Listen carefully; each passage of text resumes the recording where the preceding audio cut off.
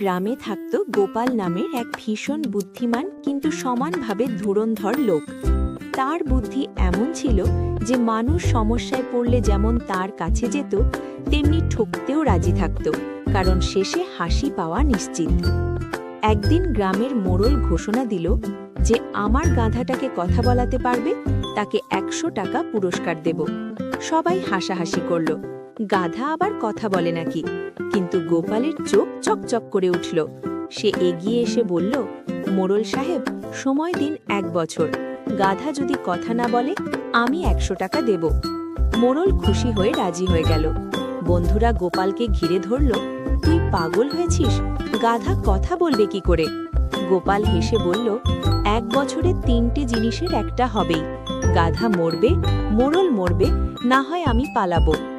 ১ বছর গোপাল গাধাটাকে রোজ আদর করত, খাওয়াতো আর কানে কানে গল্প বলতো। লোকজন হাসত, বলতো, দেখো গাধার সাথে কথা বলে। ঠিক ১ বছর পর বিচার বসল। মোড়ল বলল, বল গাধা কি শিখেছে? গোপাল কানে ফিসফিস করে বলল, আজ যদি না বলিস তোর খাওয়া বন্ধ। গাধা হঠাৎ হ্যাঁ হ্যাঁ করে ডাক দিল। সবাই অবাক। মোড়ল চেঁচিয়ে উঠল, এটা তো গাধার ডাক। গোপাল শান্তভাবে বলল, মোড়ল সাহেব, আপনি তো বলেননি মানুষী ভাষায় কথা বলতে হবে? গাধা তার ভাষাতেই হ্যাঁ বলেছে। গ্রাম জুড়ে হাসির রোল পড়ে গেল। মোড়ল লজ্জায় পুরস্কারের টাকা দিয়ে দিল। তারপর থেকে গ্রামে একটা প্রবাদ চালু হলো, বুদ্ধি থাকলে গাধাও কথা বলে।